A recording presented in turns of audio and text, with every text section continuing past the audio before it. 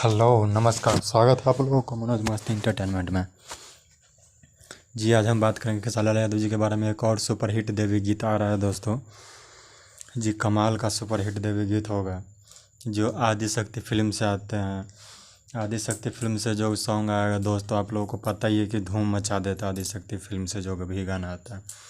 और कमाल की बात तो ये है कि दोस्तों इस गाने को खेसारी लाल यादव जी ने गाया है और अखिलेश कश्यप जी ने लिखा है और श्याम सुंदर ने म्यूजिक दिया इस गाने को।